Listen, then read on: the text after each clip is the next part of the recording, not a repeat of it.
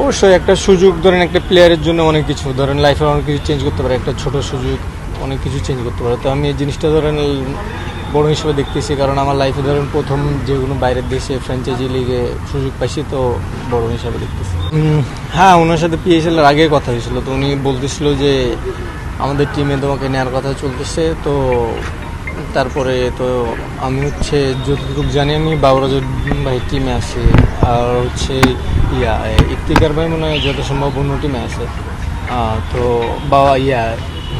ইফতিকার ভাইয়ের সাথে কথা হয়েছিল, তো উনি বলছিল ওনার টিমে নেব। তো আনফর্চুনেটলি বাবর ভাইয়ের টিমে হয়েছে, আলহামদুলিল্লাহ, যেটা হয় ভালোর জন্য। প্রথমেই আমি যেহেতু ম্যাচ ছিল, ম্যাচে আসছিলাম, তখন জানতে পারি টিম বাসায়। তারপরে ধরেন বাসায় আব্বু আম্মু জানছে, প্রথম আব্বু আম্মু জানছে।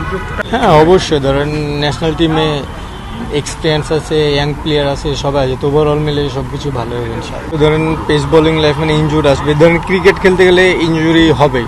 তো এই জিনিসটা যত দূর পারা যায় ধরেন নিজেকে মেনটেন করতেছি, কোন কাজগুলো করলে ইনজুরি থেকে মুক্ত থাকা যায়, তো ওই জিনিসগুলো করতেছি। হ্যাঁ, অবশ্যই ধরেন লিটন দাদা বাংলাদেশের ধরেন বেস্ট ব্যাটসম্যানদের জন্য মধ্যে আমাদের দেশের একজন। তো উনি আমাদের টিমে থাকা মানে আমাদের টিমে ধরেন ব্যাটিং লাইন অনেক স্ট্রং। আলহামদুলিল্লাহ, ধরেন যে জিনিসটা চাইতেছিলাম ওই জিনিসটা হচ্ছে, এবং রংপুর রাইডার্সকে যে জিনিসটা আমার বেস্টটা দেওয়ার ওই জিনিসটা দিতে পারতেছি, তো আলহামদুলিল্লাহ ভালো লাগতেছে।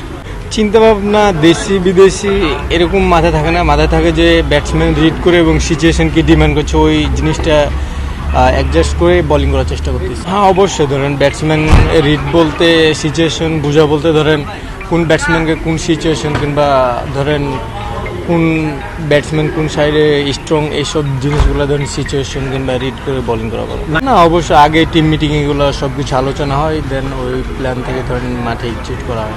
আমি ধরেন ন্যাশনাল টিমে প্রত্যেকটা সিনিয়র কাছ থেকে ধরেন কিছু না কিছু শিখতেছি, যেহেতু আমি ন্যাশনাল টিমে সবার জুনিয়র। তো আমার যে কোনো ছোটোখাটো ভুলগুলো সবাই ধরে দেয়, তো ওই জিনিসগুলা আস্তে আস্তে প্র্যাকটিস ইমপ্রুভ করার চেষ্টা করি। আসলে একজন ক্রিকেটার ধরেন সবচেয়ে বড় অকলোডের বিষয়টা সে নিজে জানবো, তো সে নিজের শরীর সে নিজে বুঝবে যে সে কখন ভালো আসে না। আমার বডি আলহামদুলিল্লাহ এখন আমি ফিল করতেছি ভালো। তো ধরেন টিম ম্যানেজমেন্ট রংপুর রাইডার্স আমাকে সাপোর্ট করতেছে, বিসিবির থেকে আমার খোঁজ খবর নিতেছে, ওভারঅল মিলে আলহামদুলিল্লাহ সব দিকে ভালো চলতেছে। অবশ্যই রেস্টেরও প্রয়োজন আছে, তা না খেলে ইঞ্জুরির চান্স আছে। তো ধরেন এখন আলহামদুলিল্লাহ বডি ভালো ফিল করছি। রংপুর রাইডার্সও আমাকে ভালো সাপোর্ট করতেছে, ওরা বলছে তোমার যখন রেস্ট লাগবে আমাদেরকে বলো। তো তাদের সাথে আমার কথা চলতেছে, যখন রেস্ট লাগবে তাদেরকে আমি বলবো। কোচের সাথে কাজ করলে ভালো লাগে, কিছু শিখে যায়। তো ওনার সাথে আমি রংপুর রাইডার্সের প্রথম, তো ওনার সাথে কোচিং যতটুকু কাজ করেছি কিংবা যে কোনো জিনিস শিখছি, এনজয় করতেছি। না, আমার কাছে তো নর্মালি মনে হতেছে, সেরকম এখনও কোনো কিছু করা কিংবা দেখতে পাই না।